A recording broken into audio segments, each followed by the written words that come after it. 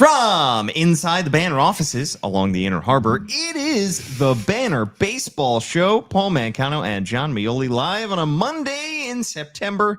Usually we do our shows on Tuesday. Last couple of weeks we've been doing them on Wednesdays. We're live here on a Monday because we simply could not contain ourselves. We had to talk about what we're going to talk about today as early, as soon as humanly possible.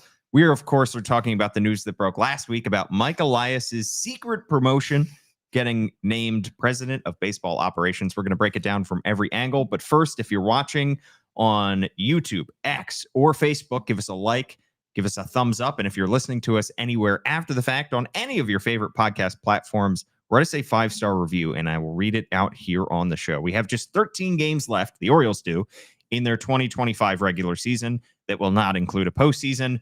They, I believe, will have to win out in order to get a 500 record. Okay. So I don't think it's likely that they're going to finish the 2025 season with a winning record, but that's where they are at this point. In a few weeks, we're going to take stock of the entire season and put a bow on what exactly went wrong this season, how they can learn from it going forward. But in the meantime, John, we got to talk about this news that came out last week, which is that Orioles executive vice president and general manager Mike Elias received a promotion to a new role, president of baseball operations.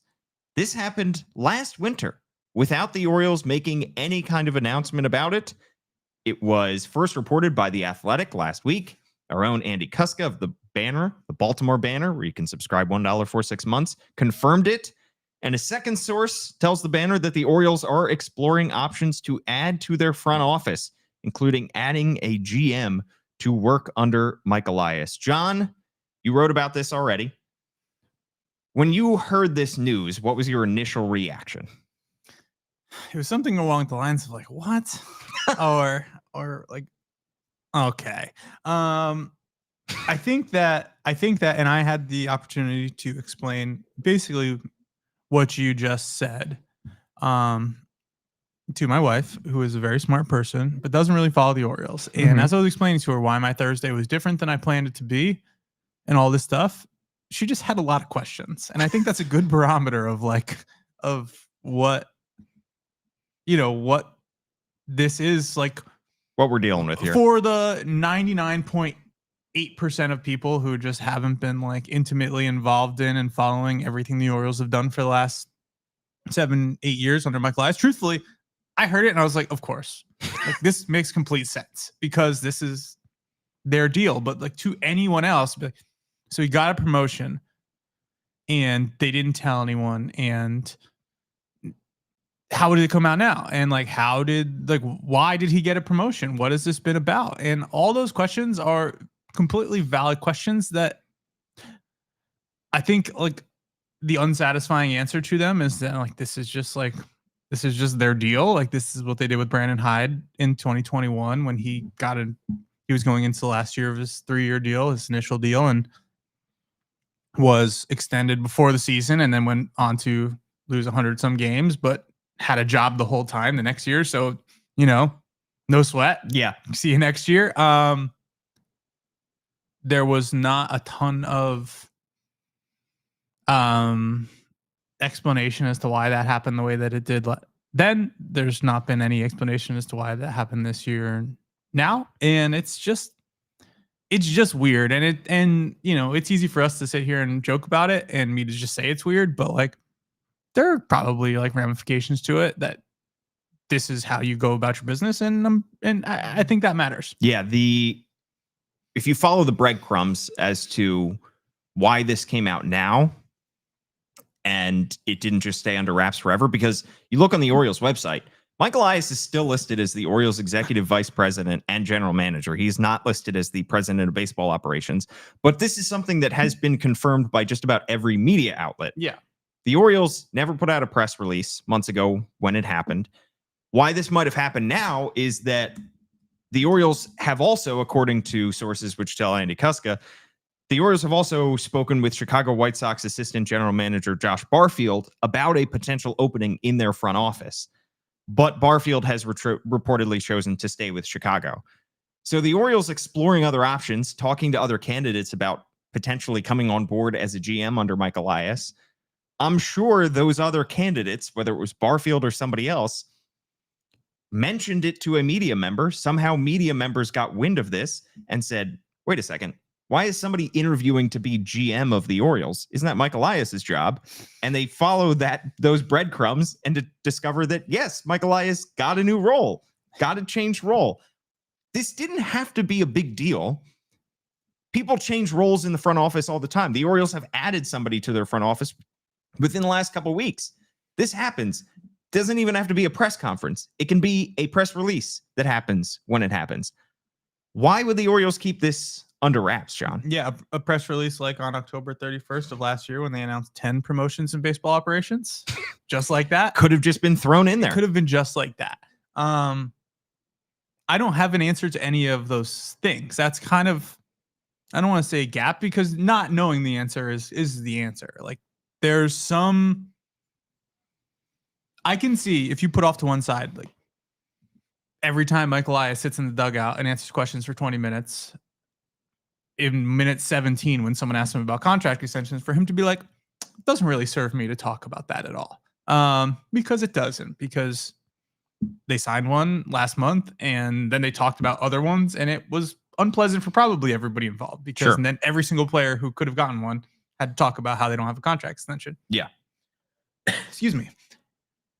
That makes sense. But the idea that they need to keep this secret doesn't really make sense to me. My understanding is this was also like kept pretty tight. I don't, and you can kind of glean that by the fact that it never got out. Yeah. That it took the circle breaking for this to be a thing that we found out about. And there's other things, they've really tried to like clamp down on like promotions and stuff coming out for like guys getting called up to the big leagues, which is, I guess, makes sense. I don't know why. I guess if you're a team, you want to be in control of that. It feels to me like it's almost the point is just to like, let's see if we can do this. And I'm not sure. I'm not sure if there's any value to it. Like, being secret for secret's sake. Being secret for secret's sake. Because let's game this out if we just found out about it when maybe David Rubenstein goes to spring training when he went down there and says, he's asked about Mike Elias and the offseason he had, which was not the Orioles offseason that anyone expected. Yeah. Turned out to be not the right one. In a lot of ways. It was right in some ways. They added some good players, and they also are not going to make the playoffs. And this season's been a complete waste of time since like the middle of May. If he was like, I think Mike did a great job. I think all the not long-term contracts he didn't sign in free agency were work. I'm glad that he let Anthony Santander walk because he's not going to play this year. I think everything he was fantastic, and so fantastic that I made him the president of baseball operations. That would have been normal. And then everything that happened after that would have been viewed through the lens of like, this is David Rubenstein's guy. This front office. Like, this front office is secure in this losing season as they're firing the manager and trading off all these players, most of whom he acquired in the last year to make this team not be bad anymore. It didn't work. They were still bad. Through the lens of how are they developing players? Like, there would be, not to say that, I'm probably the captain of team stasis. Like, nothing's going to change. Nothing's meaningfully going to change around here. And I think we've seen evidence of that, by and large since the season started and since Brandon Hyde was fired and all these things were reevaluated. But I guess that the answer is that they didn't want that. And to that, I don't understand why. Right. You bring up a great point that this, thanks, Paul.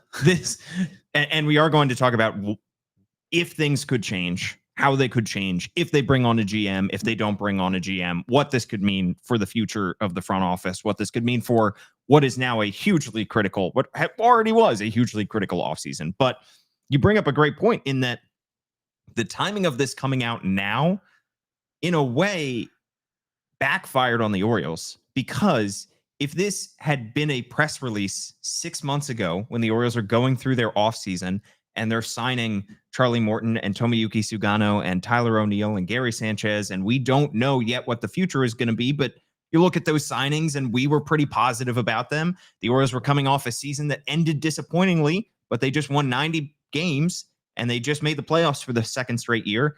And David Rubenstein comes out in spring training and makes that announcement, or it hits our inbox in late January, whenever it happened. I think fans would be much more okay with that than them seeing it in September in the midst of a failed season. And the initial reaction, because you read this as well, you read the headline come across your timeline, and it's Mike Elias received a promotion, and you're thinking, now? Why now did he just get promoted in the middle of this season? Yeah. When everything has gone to hell in the middle of this year. And then you see its last offseason, and you think, why did they keep this under wraps?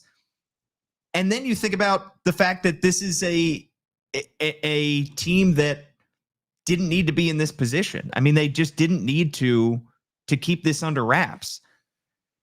Incredibly just confounding that the Orioles would keep this from everybody's consciousness. Yeah. And like, I don't want to like pull the curtain back too much, but even when I was like full-time beat writer, like on through, coming to the Banner, I've always like, I have not tried to like chisel news out of these people, for better or worse. Like abdication of responsibility, maybe, but I have always kind of been like, I don't want to know like the news. I want to know like what's going on. I want to know like what you guys are doing. And like those conversations are what informs everything I do. And maybe like I operate as if, I'm only being told what they want me to know anyways. But it seems like the point is to like keep as much quiet. I mean, you heard this about Houston, and we heard this about a lot of these like quote unquote smart teams. This is kind of just everything has to be secret. Like I ask about like where so and so pitcher in the minors has been, and it's just like, oh, he's hurt, and like there's a follow up, and there's no he should be good. He should be okay. Yeah, and it's like, well, that's good. Like that is the baseline. Like yeah, he will be fine. And I think I don't want to say this was like a test of their ability to do that, but that's ultimately what it turned out to be. And as we're going to talk about whatever role they're hiring a person into this front office with, to say nothing of whatever they're going to do in the manager's office, for this to be the thing, this is going to be the freshest thing on anyone's mind, like let alone the people who are interviewing, like have interviewed, have been in touch. This is going to be what they're thinking about. This is this is intentional or not, probably not intentional. This is telling whomever is interviewing for one of these jobs, like, this is all you need to know about what happens here. Right. It tells you something about the way it was handled. Yes. And well, I don't even want to say the way that because we say that it's not like it was an accident. It's not like this didn't happen. The only accident was that it came out now. Right. Do you think that they were assuming it was never going to? I mean, I think they were assuming they were going to hire a GM, and the day they hired the GM, they would make the same announcement that Mike Elias had been promoted. Yes, and then and maybe the search took too long. Maybe they were assuming that they were going to find this guy, whether it was Barfield or somebody else, at some point during the season. And it's clear with 2 weeks left that it's probably not going to happen before the end of the year. Yeah. Yes, that's probably how it would have gone. And like when we hear winter, we hear off season.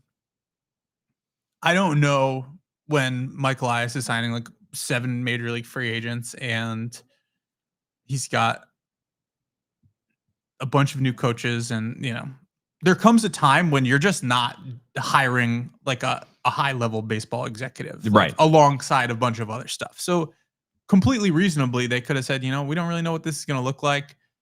I feel like Craig Breslow in Boston has to like answer for like when he's going to hire a GM like every year. It's been 2 years. He hasn't. He just has to keep talking about it. So like maybe the absence of having to do that was the value. And like after every media availability after the who are you going to sign to an extension, and is Brandon Hyde's job safe, and do you make the lineups and give them to Brandon Hyde?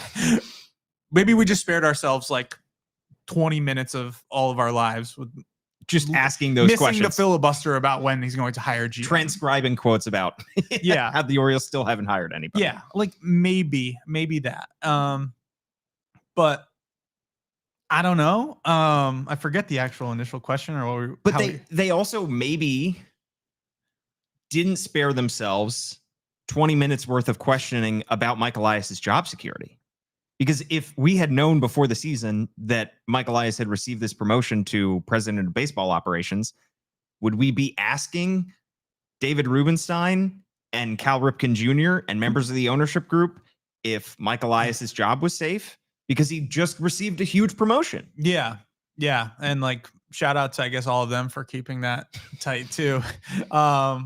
It's like, this changes the way that we view Elias's job security as well. Yeah. And I will say this, as we're talking about, I see your agenda on there and I'm probably just jumping around and stealing things from it. But no, we're talking about it's an open these hires conversation they're going to make, like, and I left this in what I wrote because I think it was fair to, maybe they did, as on my endless pursuit of trying to figure out how these, no stone unturned self-evaluations over the last year have gone.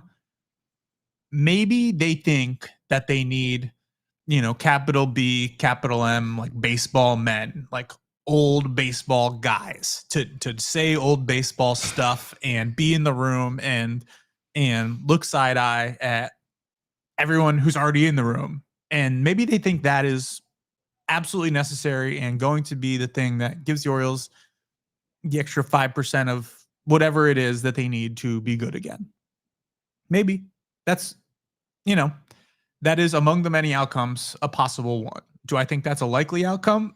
No, absolutely not. But maybe we haven't seen any differences in how they draft or how they develop players or who they target at the trade deadline or how they're trying to get their big league hitters to get out of the slumps they're in, or how they identify pitchers on the waiver wire, or how they're structuring things like in the major league side. Maybe all that stuff hasn't changed because they know that the change agents are going to be, baseball man X, the GM, and baseball man Y, the manager. Right. Maybe that's where that's coming from. Do I actually believe that? Like, not even a little bit, but it's a possibility. So why exactly? Let's pin you down here. Why don't you believe that? Why don't you believe anything is going to change? Because it hasn't over the course, and that's, you can go and, there's a blackjack dealer in the front office. He would say the people who went and sat at the roulette table and just bet on red all because it kept coming up. Like, we're going to be wrong eventually. And I know that I will be wrong eventually. Like every trade deadline when the team is contending and I'm like, they're not going to do the big swing. Like, it's just not going to happen. Eventually I'm going to be wrong. Every offseason when I say they're not going to, I don't think I'm going to say. Last offseason I did say they would sign like a big pitcher and I was wrong. So shout out to me. I just think that it's like, I keep believing that I'll be dead before I believe the Chicago Bears are going to be good. Yeah. I'm going to keep betting against them. And if I'm wrong one day, then I'm wrong. Yeah, no. And you should continue to do that. I don't think I've gotten any sense of in any conversation with anyone that they think that the way they are doing things is not right. Have things gone wrong? Yes. They always come back to whether it's talking to coaches, whether it's talking to people who are like trying to make decisions. I don't know that they think that it went wrong because of anything that other than just like outcomes, not necessarily process. And process is what we're talking about. And a lot of their processes were built by virtue of them. There were very few, if any, dissenters. I'm simplifying here. I'm sure they had like very robust conversations and debate, and like it wasn't all just like Mike or Sig or someone saying, I think we should do this, and 15 people saying, yeah, and then they all do that. Like, I don't think that's how. I think they critically thought about all the things they wanted to do, and they arrived at a conclusion, and like then they went in that direction, and they were able to go as hard in the directions they did because there was an alignment of thought and background and philosophy and belief that pushed those things there. Like, I remember sitting outside the spring training building talking to Ryan Fuller about, how, I think it was before the 2024 season, about how they had, kind of iterating the offense. And he was talking about being at that building with Matt Blood and Sig and all these people building out the offensive philosophy that the team was going to have years ago. And Ryan Fuller's not here anymore, but the rest of them are. And the people who are installing that philosophy now still are there. So absent, it wouldn't just be like, so that is what I just don't know how. I think for a couple of reasons, it would be hard to get a person who is completely outside of their, school of thought. And because that person's gonna have to want to take that job knowing that they're basically going to be like, it'll be like one of those like teen movies where like the new kid comes into school and dresses different and everybody's like, who the hell is this? We've all seen Mean Girls. Yeah, exactly. Literally any movie like that. And maybe it would go well. Maybe they would all become friends. Maybe a great thing would happen. But like, you are going into this with your eyes open. If you are, there's a lot of people who want to work for the Orioles front office, I'm sure, and they probably believe all the same things they do and think it's a great place to work. And there's a lot of people who probably look askance at a lot of the things that they've done and would probably feel a little differently about that. Yeah, this is not the situation that Mike Elias was hired into. Right. Mike Elias got hired with a pretty much a blank. I mean, the Orioles had some guys already in place, and Elias retained some of those guys in November 2018. Yes. But Mike Elias was getting hired to take over the baseball operations, whatever role he was going to be. And executive vice president, I think, speaks to the kind of power that he was already given on day one by John Angelos and that ownership group. This is not that situation. It's not like whoever is hired as GM can bring over as many guys as he wants from his previous staff. Any guys that are already in his Rolodex, like Mike Elias did. Mike Elias came over and said, I'm coming over to the Orioles and Sig Meidel's coming with me. Sig, he brought Eve eventually. Yeah. Brandon Forney is like that. And that's a group of people you're going to be a part of if you are. Yeah. If you are, if you are the director of pro scouting for I don't know. I'm not going to name a team because I don't want. Yeah. It's like, you marry the person, you marry the family too. All of these people, yeah. If you sign on to be under Mike Elias, you're signing on to be working with Matt Blood and Eve Rosenbaum and Sig Meidel and all those people. Yeah, and to extend it out to the manager's office, which I think is a different conversation. And I think this is like the fifth time I mentioned it. And like Tony Mansolino has done a fine job, and I'm sure he'll get an interview. And I don't know what's going to happen, but whoever takes that job, there's going to be probably maybe a couple spots on the staff for you. For you and your guys. Yeah, you should be allowed to. You can get your Tim Cousins, Brandon Hyde. But are you going to get your pitching coach? Probably not.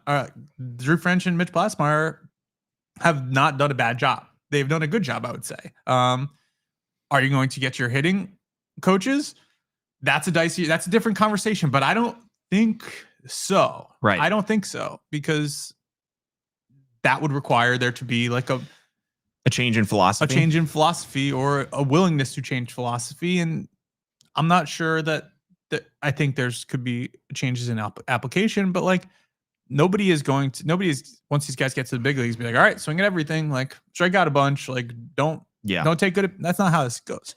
So then you have like, Buck Britton is like an organizational fixture. They view him very positively. He has taken on a lot of responsibility this year. I'd be surprised if he didn't get an interview, by the way, to be manager. Yeah, I think he gets an interview. But there's all I'm saying is that, like, there's only a couple of jobs on. They won the Robinson Chirinos bench coach sweepstakes. Are you going to just say, now that Brandon Hyde's not here, who are the out? If there's somebody that's not in the mix in the family, where are their people going to come? They get to bring one person as their friend, like Brandon did. Like, I don't know. And if an Orioles fan is hearing this who is already predisposed to dislike this front office and the way that things are running, they're saying, well, you just limited your candidate pool. Because if you're limiting the number of assistant coaches a new manager can bring in, then you're limiting the number of guys that would interview. And if you're doing the same thing for a GM and you're saying, you can come over here, but you have to do things our way. You're going to work under Mike Elias, and you can only bring a set number of assistants. You might be limiting the number of candidates you have for this job. And I think it's also interesting that the Orioles did this in this order, because when you look at people who hold the job of president of baseball operations around baseball with or without a GM underneath them, you're usually looking at that top role as somebody who has a lifetime of baseball experience and has plenty of experience working in front offices around big league baseball. Yeah. Two obvious examples: Jed Hoyer with the Cubs, Dave Dombrowski with the Phillies. You could throw Craig Breslow in there with the Red Sox, although he didn't have that role with anybody else. Yeah. He wasn't a GM with anybody else. But those guys, the first two that I mentioned, Hoyer and Dombrowski, both have GMs underneath them. Carter Hawkins for the Cubs and Sam Fuld for the Phillies. Dombrowski and Hoyer are baseball lifers. Those guys have done good things with other organizations before they came over to the Cubs and to the Phillies. Yeah. Those guys are guys that, especially Dombrowski, older in his career, was coaxed out of semi-retirement in order to take on his role. Yeah. And probably doesn't care as much, or doesn't have time to care as much about who the Phillies claim off waivers on July 15th. Right. Mike Elias is not somebody who has ever held the GM job with any other team. He's been with the Orioles since November 2018. He is still relatively young in his baseball career. You know, he is still around 40 years old. It's not like he's been doing this forever and he's 60 and he wants to sit back in his chair and oversee the large aspects of the organization, large aspects of the roster, but not the nitty-gritty day-to-day. Yeah. I think he likes that, the nitty-gritty day-to-day. I think he's shown that he and his front office are pretty proficient at those nitty-gritty small moves. That's how they win on the margins. So it's interesting that the Orioles didn't say, we're going to keep Mike Elias as GM and hire a president of baseball operations above him. Let's bring in a baseball lifer. Let's coax Theo Epstein out of the MLB commissioner's office and make him in charge of everything and have Elias handle the day-to-day stuff. They're saying, Elias, you can handle the big picture stuff. We love your vision so much that we want to keep you as the architect of this organization going forward. But let's hire somebody underneath you to help you with the day-to-day stuff. Were you surprised by that they didn't hire somebody above Elias instead of maybe hiring somebody below Elias? Yeah. I mean, I think if they were, like, truthfully, and this is like a flippant way to say it, but if they were going to hire somebody above Mike Elias, then they would probably just fire. Elias, because that would serve the same purpose, like, right? To put somebody over him that's cutting his power. Yeah. Is like, he's not at that point. You're not charting the course. You're just, you're just like pulling the ropes and like, sure.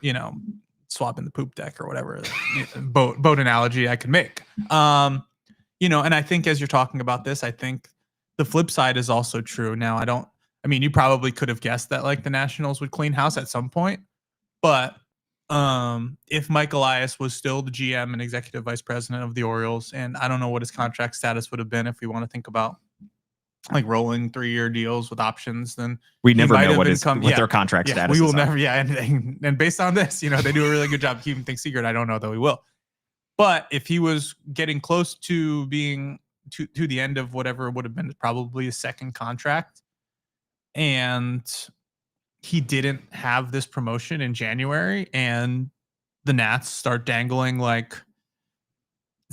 president of baseball operations and like, hey, you want to do this again? The rebuilding is more fun than the building, obviously. If you want to do it again, we can do it. We've had high picks. We can, you can bring your team. You probably don't have to move. Do you want to do this? Like, you probably think about it. I don't know. So it felt like, there could have been an element of defense to this, but to the answer to the initial question, to hire someone over him would be to do, on a grand scale, what it doesn't seem like ownership is inclined to do, which is to force a change in direction or philosophy or anything like that. And this is the part where I say that's probably a good idea. This is the part where I say that's probably like smart. When we were talking about, I think when we talked about the draft, I said it would be weirder if they just like flipped what they did on their head and like took like 4 pitchers instead of 4 hitters with their first round picks. Like that would have been a bigger red flag than what they did, which is the same thing they always do, which is take a bunch of hitters. because at least you are on a path you're confident on. Is the path going to a good place? Is it going to take you exactly where you want to be? Who knows? But is there a chance that if you get on a completely different path and you're playing a road game that you get lost entirely and like then you really don't get what you want to be? There's a higher chance of that. Sure. I think then the question becomes, if you're not going to change dramatically the vision of this team, if you're not going to hamper Mike Elias's power, if you still believe in his vision, the way he runs things, and he's going to run things the way he wants, why do this at all? Why want to bring in a GM? Why even open up the possibility of bringing in somebody from the outside if you're just going to stay the course of what you have been doing? That's a good question.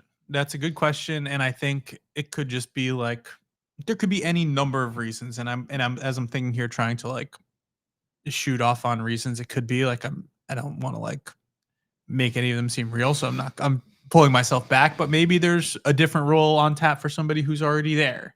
Maybe there's a reduced role, not because anybody's doing a bad job, but because they want to change their role. Maybe there's a lot of different, and it's not very siloed here anymore. It has been at siloed, not in this front office, but maybe it's just another like traffic cop to be like, okay, thank you for all your help on all this, but can you please work on this? You work on that. Maybe it's a traffic cop job. Maybe it's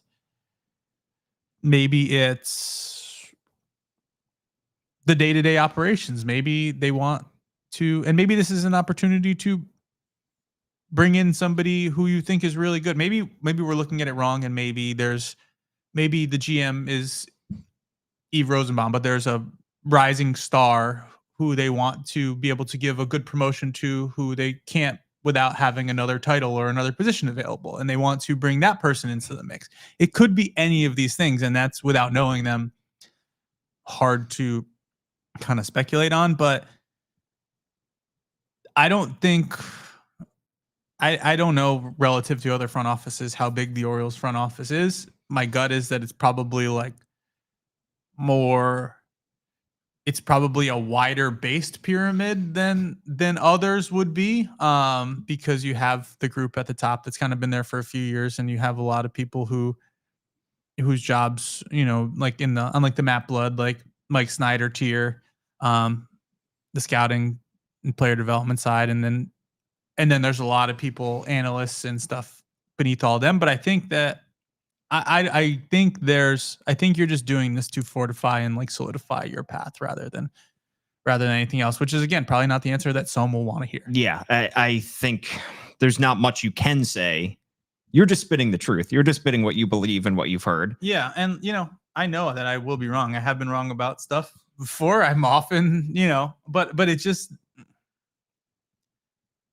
And as you're asking, like you asking this from the perspective of the people who are like, when are things going to change? I think there's going to be, and we're getting closer. We talked about it in May. We talked about it as the season's going on, and we're basically almost there. At the end of the season, when you take a step back and look at this team, and you're like, all right, like they can go again. Yeah, like, they will just go again. You will look at the rotation the way that's ended the season. You will look at, you'll look at the lineup, and there will be more questions than there were last year, for sure. But there will also be a lot of things you're like, okay, a couple moves, and so I think, and I just think that's where they're taking this. So now this what was already a critical, pivotal offseason of intrigue. The questions hanging over this offseason include how much more the Orioles going to spend. Are they finally going to hand out a contract that is $100 million? Are they finally going to bring in an ace starting pitcher via free agency? Yeah. All of these questions that we were already going to be asking, in addition to the fact that the Orioles have to hire a permanent manager this offseason. Now you throw in another wrinkle, which is that the Orioles might be hiring a GM. Do you think that the GM hire, if it occurs, would occur before a managerial hire? Or do you think it would be vice versa? I think I think a manager will be first Okay. because this person, I don't think, and maybe there's, I think maybe there's who knows, maybe there's a GM manager like combo that they're like, oh, this person really wants to work with this person. Like, we could probably work with that GM. Like, let's hire them so we get the manager we want. Right. Maybe. Again, we're talking about like just me throwing out hypotheticals. It feels like there will be more competition for the managers that they want than for the executives they want, which makes me think that unless this gets wrapped, like the executive part gets wrapped up sooner rather than later, that they would be more pressed for the manager one. But this is also, now is the time that you can interview people to be in your front office. Whereas if somebody is a bench coach or a field level guy who is doing stuff every single day, and not to say the executives aren't, but it's different. It's harder to do those interviews and make those contacts during the season. Whereas when the season's over, all of a sudden you can. So I think that the season ending will bring probably faster movement than we would think on the manager side. I'm happy to be wrong on that and have it drag out so we have more stuff to talk about, but I'm going to go manager as the first one. Okay.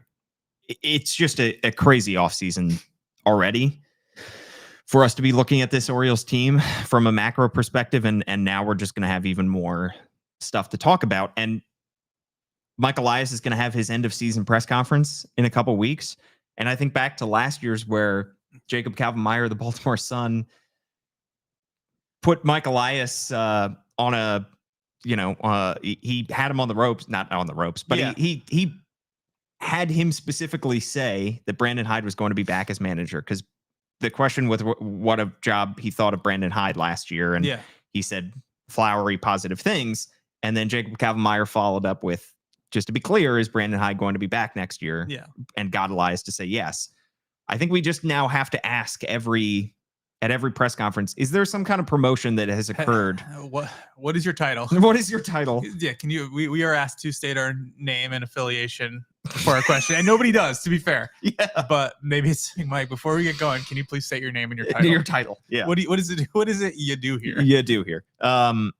Just going to be a very, very interesting thing. Were there any other thoughts that you had on this topic before we move on? I don't think so. Okay. It's just weird. It's just weird. Let's just call whatever the point of it was. It doesn't make it not weird. Yeah, we're going to be talking about this all off season. Maybe that's the point. It's like, who cares what, they get like a month of us not talking about how the season's a disaster. I don't think that was the point, but maybe it is. Yeah. I also just wonder if David Rubenstein, the ownership group, would have made this move, would have handed Mike Elias this promotion now. I think so. You still think so, even after the disaster season? He fully endorsed how the offseason went. And the only thing that you would put on Mike's plate is like the offseason. And when he talked in spring training, he basically was asked about the lack of long-term contracts and Rubenstein? And pitchers and whether it was enough. And he said a couple times, I'm pretty sure he got annoyed with me. Like, I'm pretty sure he got annoyed with me when I asked, and he was like, okay, yeah, this is what I think. He said, like, he trusts Mike's math and analysis on this stuff, that, yeah, you might make people happy today, and in 6 years when you're still paying this pitcher who's not good anymore, they will be less happy. And they were okay with all that. So, I don't think they're thrilled with how it's gone, but I think they're understanding of how it got to that point. And I think that I don't know if that would have changed based on how this has gone. It's fair. All right. Time for a minor league check-in. Let's do it. Should we do it? Let's talk about Jordan Sanchez, outfielder who got promoted right at the end of his season, played most of the season in the Florida Complex League. He is a left-handed hitter, 6'1", 176 pounds. He's just 19 years old, is going to turn 20 this offseason. Hit .293 in 54 games with a .949 OPS and 5 homers. Got promoted to Single-A Delmarva, had just a 4-game stint there. Nice little nod to the kind of season that he's had. I would guess he starts the 2026 campaign back in Delmarva. What did you see from Jordan Sanchez this year, John, that stood out to you? Well, he was somebody that came up in the calls I made last offseason as somebody they were very excited to have signed. He was kind of a late bloomer type. He left Cuba and was immediately, obviously, in demand. The Orioles signed him for $450,000, and he has only hit. He hits the ball really hard.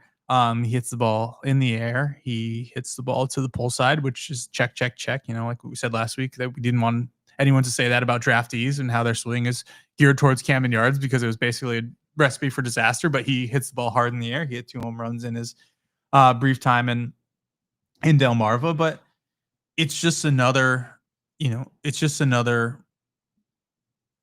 strong young piece that could be helping this team in a variety of ways. Does he, at some point we're going to talk about like Tomas Sosa, who's going to the fall league, who got to AA this year, and it's just a prototypical like right field, good arm, hits the ball really hard profile. And those are what you want, because when they do what they're supposed to do, they put up numbers and they move quickly and they screen well on models, and all of a sudden you have a bunch of valuable prospects. But like Jordan Sanchez is really, really interesting. There's a lot of swing and miss there, if we're going to talk about some downside, or it was this year at least. But otherwise, you're talking about a player who is, been reached full season ball at age 19 and in his age 19 season, and that's not nothing. And he's also gotten the chance to play a little in Delmarva. He knows what it's like.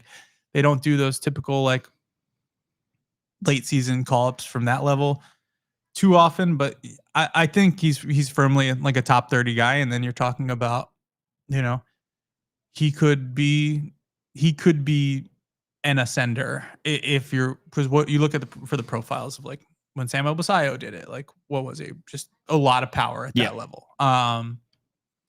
They got other guys who have, and there's a lot of things that go into whether it works or not, but he is somebody who definitely could be, we have to put in sleepers for like Baseball America, like outside the top 10, who you think who could pop. And I may have put him last year. I'm looking at that right now. But if not, I'm definitely going to put him this year. And I think that's like an easy thing for me to do, and I don't feel bad about doing it. Who did I put last year as sleepers?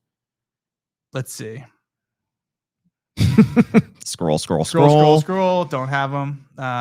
Forget Well, it. I'll fill for you. Breakouts. I put Enrique Bradfield Jr., who I would say had a better season. Unfortunately, suffered some injuries that slowed him down, but did get promoted to AAA by the end of the year. Yeah, Keeler Morphe was a wash, and Tomas Sosa, who I don't think we could call a wash. I saw him hit the snot out of 2 balls at Bowie, and I was like, oh, that's great. Yeah, Tomas Sosa not listed in MLB Pipeline's top 30, but I think has been in the past. Yeah, it'd be weird. That's weird. What are you guys doing? Jordan Sanchez, by the way, listed as 27 on the Orioles top 30, according to MLB Pipeline.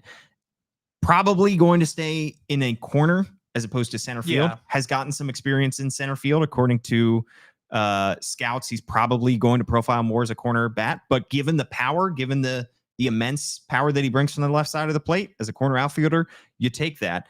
Another interesting guy that he was just kind of there when the Orioles had the money. Defected from Cuba, so he wasn't available at the start of the international signing period in 2023. Orioles just had some money left over. They threw him $450,000, were able to sign him. It's not dissimilar to the Cesar Prieto story of guy who also defected from Cuba, just happened to kind of come at the right time for the Orioles, who had extra money laying around, and they signed Cesar Prieto, and then he ends up being in the trade for Jack Flaherty.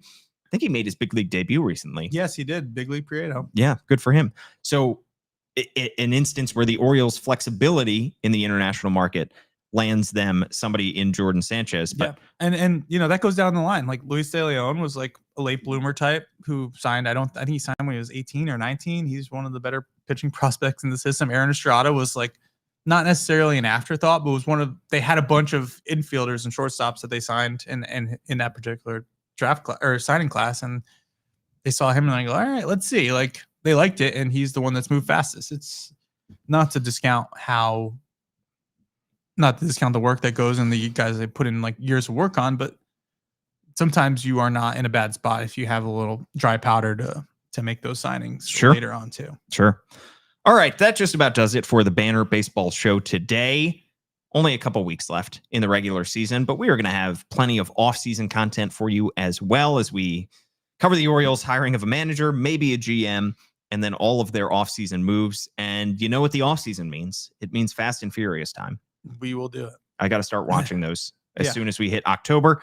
At John Meoli is his handle. I'm at Paul Mancano. Of course, John has his newsletter on thebanner.com, Inside the Dugout, which you can sign up for, and sign up for the Baltimore Banner, $1 for 6 months. Like, rate, review, subscribe, share this podcast with your friends. Thanks so much for tuning in.